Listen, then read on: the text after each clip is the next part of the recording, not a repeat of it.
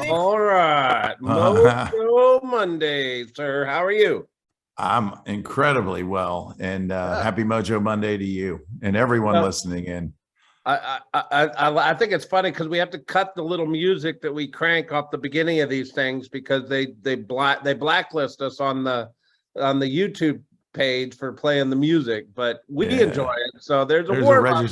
some kind of registered trademark thing. I don't know why that's a big I don't deal. know. But anyway, here we are for Mojo Monday. We are in the middle, literally halftime of Atomic Habits by James Clear. And, this book, it's really the secret sauce to success a little bit, right? Like creating those success traits, those success habits is it's kind of boring, but it's the secret sauce to what big success comes from. What do you make of it? Well, if your sense of identity is disconnected from the results you're getting, the only way to reinvent your identity is through reinvention of habits. And Yeah. so it has to be very intentional, which is why we're making this such an extended series.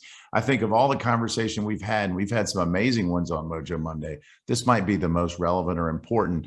And at the onset of the last episode, I remember you saying this, the timeliness of this content couldn't be better. And I think that's just the product of a changing environment. And so when times are good, all boats rise when the water rises. But if it goes down, we'll know who's prepared to battle the storm, and your habits will define you. It's almost like they're more exposed under stress. Yeah. And why do you think it's so hard? Like we're going on this path and we're pretty comfortable on the path we're going, and we know we need to change our habits or make a change, and you got to go a different direction. It's kind of hard sometimes, right? Why do you think it's so hard? It's just it's changing internally who we are and how we approach life sometimes. Yeah, I mean, and you can make this as deep a psychological conversation as you want, going all the way back to, heredity and your family history and the predisposed experiences you have as a child, and all the way through your successes and failures. And, the stories you tell yourself become the stories that define you. And so, it's hard because sometimes, accepting or settling becomes the natural norm. And there's, your standards and there's societal standards. And, those conversations get sticky because, society has a fairly low threshold for perceived success. And we tend to, it's not uncommon to live in what's comfortable versus what you'd have to do to being uncomfortable that leads to a significant change or improvement. So it's just hard because it's a change and it requires conscientious effort. But I do believe sometimes the perception of the change is greater than the reality of the change. And if you think about it as society, we actually really celebrate it because we know it's hard.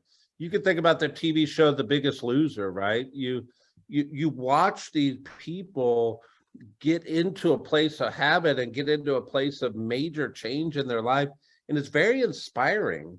And if you kind of understand that your story by changing your habits could be huge inspiration to others around you, maybe that's the extra motivation you needed to hear today to change your habits. So the third part of this series is talk about making it easy. And Rick, I'm going to advocate we don't complicate it. Let's keep it easy. What does make it easy mean? Easy typically to me means taking away the distractions or the things that are inhibiting the behavior that to initiate an activity that leads to a one-day habit. And so easy just means freeing some of the restrictive elements in your world and in your life in eliminating obstacles. Yeah, I wrote down exactly that. Remove some obstacles, right?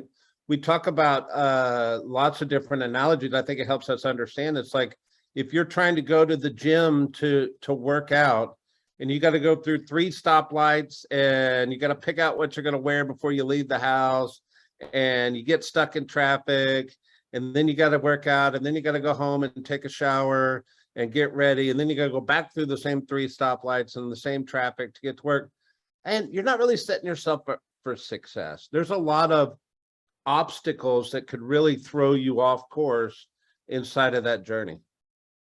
Absolutely. And the time of day that you choose to execute on a new behavior makes a big difference too. If you wait till lunchtime or later, the odds are you're probably distracted by the flow of life and the disruptors that are coming, with or without you or without your consent.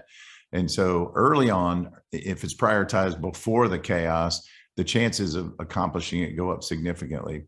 And another thought, by the way, to you're going to the gym and the hassle of getting in your car and, the weather may be, sketchy, 1,000 reasons not to go are easy to conjure.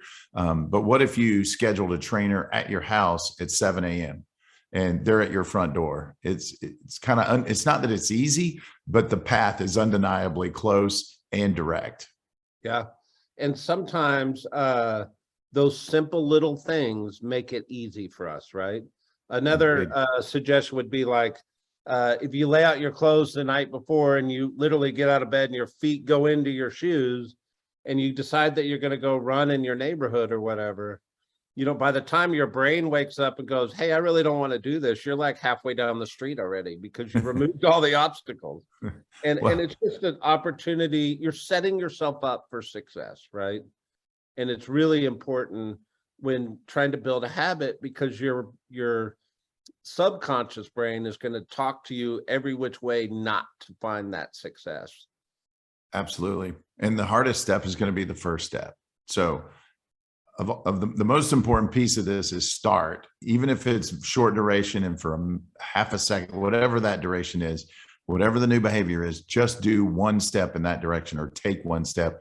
And then I think the reward of having taken one step will lead to a second and third. Yeah. He brought up a point in this chapter, which I kind of had a weird reaction around. He said, lower the goal. And I'm going, wait, we don't ever lower the goals. But it really speaks to that first step is the most important. So what he's saying is, if you lower the goal low enough that it keeps you in the habit, you'll actually exceed the goal, but find the number that makes the most sense. For example, I used a push-up analogy to illustrate this. If somebody's saying, hey, I want to do 100 push-ups a week, they typically get down and do 40 push-ups on day one, and then they're so sore, they don't do any push-ups on Tuesday, and then they're out of the habit. And then by Thursday, the mountain's so big to finish the goal, they don't see it possible. So the analogy is, what if the goal was to do one push-up a day? So on your worst day, is one the number that says, hey, I'm going to get down and minimally do one push-up today. And then I'm actually setting myself up to create a habit. And that's what the point of it is. So like I said, I had to reread it because I was like, we don't lower goals. What are we doing? But it really makes sense in terms of building a habit. Well, and it feeds into the whole principle of 1 degree difference a day, and he makes the point that if you do 1% better categorically every single day, at the end of the year, you'll be 350%, further along, which is massive. Wow. And there's also the reverse or inverse of that. It's a double-edged sword that if it's a negative habit, you reinforce that negative habit in the same way that you could re-engineer a positive experience and expand on a positive habit, which again, the most important piece of this conversation is that leads to your identity, and your identity defines what you take pride in. And he talked about also how people don't just wake up authors or athletes. They wake up writing a paragraph or a sentence. And then over time with repetitiveness, the subconscious, your identity and your subconscious brain attaches to that new version of yourself that says, I'm an author, I'm a musician because I played guitar, and again, to your point, like even guitar, it hurts to play for the first few months. Your fingers are sore and tender, man. Play one note, play open strings, but every day resonate with it and add one thing. And that stacking slowly, then suddenly comes to mind as that's how greatness occurs. It's never overnight or a quantum leap moment. It's usually a small compounded experience done regularly. Yeah. You're about to publish a book, right? Yeah. So from an identity standpoint, I'm assuming you're on your own personal journey of, hey, I'm an author, right? But I'm guessing you didn't wake up one day and just be an author, and you didn't write all the time, but you had to take this journey to get there, right? Any thoughts around that? Yes, there's a few thoughts around that. One, I had some ideas that I thought had merit. And so the first step was for me to go, okay, what ideas do I have that might benefit the world, my family, future generations, my kids that won't necessarily know me personally, unless some modern medicine keeps me alive for another 50 years, which could happen. I'm counting on it. But the thought was, what do I have to say or share that has value? And I would highly recommend everybody take a couple of minutes in your day and just stop and go, what do I have to share, or what experience has value, and document it. Because again, you're feeding evidence back into your subconscious brain that your experience is more than just, a passerby or someone, who's not fully engaged in reaching their potential. But for me in the writing world, I can't say that I still even feel like an author. I feel like someone with some stories worth telling that I wanted to document, and then principles attached. And then the other piece of it was that I recognized that for every failure, there was a silver lining that I learned, grew, and or created a stronger bond in a relationship, or overcame. And the psychology of success is really that failing forward mentality. And so that's woven into it. And in the end, you put 12 ideas together and you've got 12 chapters. And at that point, you're like, wow, that's actually a book. And Yeah. to be honest, though, even in that writing, I didn't feel as accomplished as I wanted to be in terms of like the standard for what I perceive great authors to and how they present. So I hired a consultant to go back and kind of help me edit and stack ideas in more logical ways, and make sure that my references to outside sources were documented not only effectively but legally. And now we're working with a graphic artist to design the cover. So that's a long answer, but I didn't wake up. Day one wasn't, I need a cover design. I mean, you have to create the story and then you wrap it in something to promote to the universe and again, to share it. But what specifically did you have to do to create new habits to actually get that project across the finish line? Well, I wrote a fat check, Yeah. and I mean a five digit fat check. And once I invested financially, the emotional, I have this I know. So part of it's knowing your DNA. My DNA is everything needs an ROI. You've got to have a return. Like, why do something that doesn't have some positive benefit? And so that can be with a consumable, it can be with education, it can be in my business, obviously.